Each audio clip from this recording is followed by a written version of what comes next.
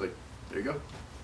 So Chad Havoc helped with that? Chad Havoc talked us into using the same names. I mean, granted, I've progressed my name and built it up to, you know, instead of one word, it's now like 5. Right. You know? Which, yeah.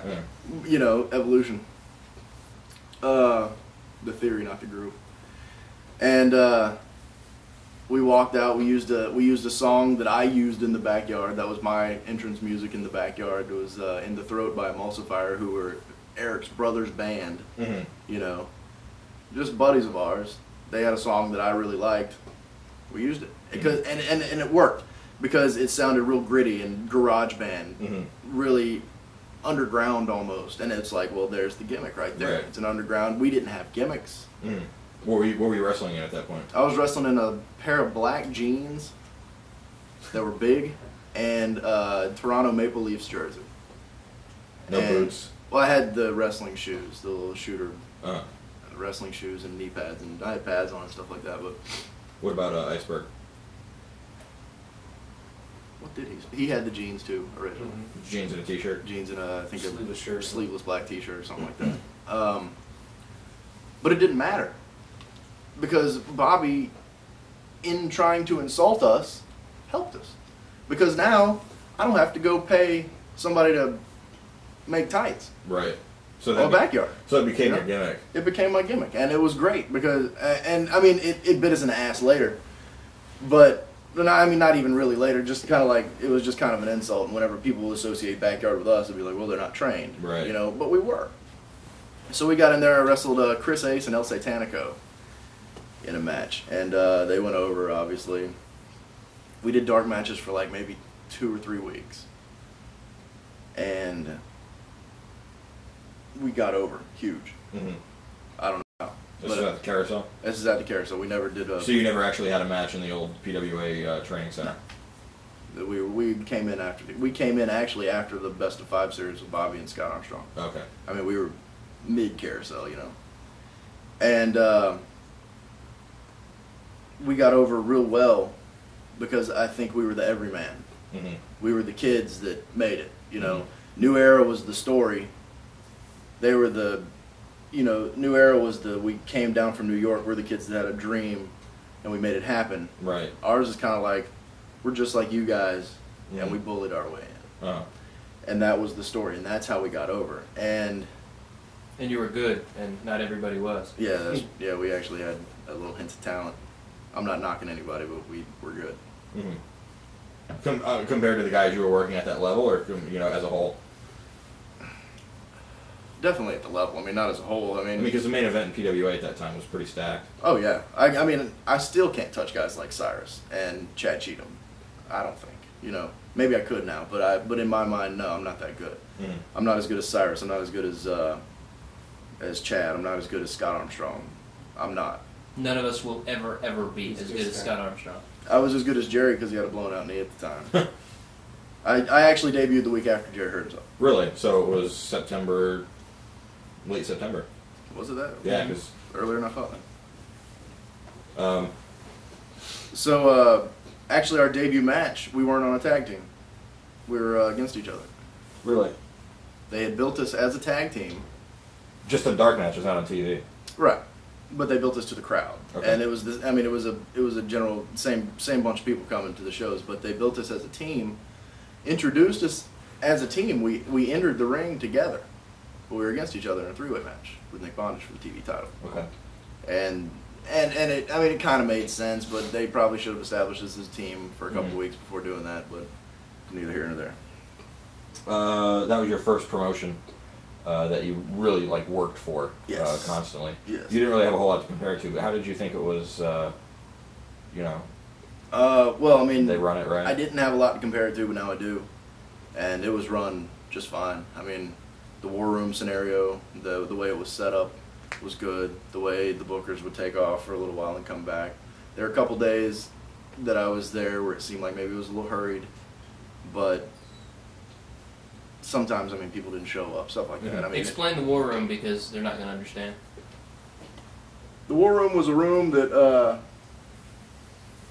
we, as Green Dicks at the time, were not allowed in until we were called. It was basically Bobby, Danny, and Scotty's dressing room, and whoever else came on the show, like Brian, Road Dogg would dress in there, Bullet Bob would dress in there. The names, the Overboys, not the team, but the Overboys of the show would dress in the war room. We would dress at the locker room. I don't know if Jerry dressed in there because, like I said, he was hurt. But we'd go in there whenever we were called, and Sasso and Irish and Kelly and Bobby were all in the room, and they would talk to us and say, here's what we want. We're giving you this much time. Go out and do this. Try to get this point across. You're going over, and this is how. Which is exactly what you need. And Sasso was good with finishes. And so it all worked out. And it was fun. And that's the thing is, there's that way of doing a show, and then there's the way of doing a show. Vortex, you're working Jerry. Give me 10 to 15. You're going over. Screw Jerry somehow. Or the one that I hate the most is Jerry's going over. Figure out a way to fuck yourself. Right. I hate that. Because how do you do it? Other than the stupid chair gimmick, you know? How do you do that? I mean, there's ways, but you know, it's just it doesn't. So you think to run because if you want to do a one-shot deal, which is, you know, do they just come in and do one show in one town and don't plan on coming back for a few months? You can do something like that. But you're saying if you're doing a show where it's weekly or bi-weekly, you think there should be a little more creativity in it as far as directions for the workers. That's where PWA had everybody at the time and up till now, except for maybe Percy's show. That's where PWA had the advantage, was creativity. Storylines were tight. Storylines were continuous, and storylines would branch, and it all made sense. And you could watch a tape. I mean, it was almost like a comic book.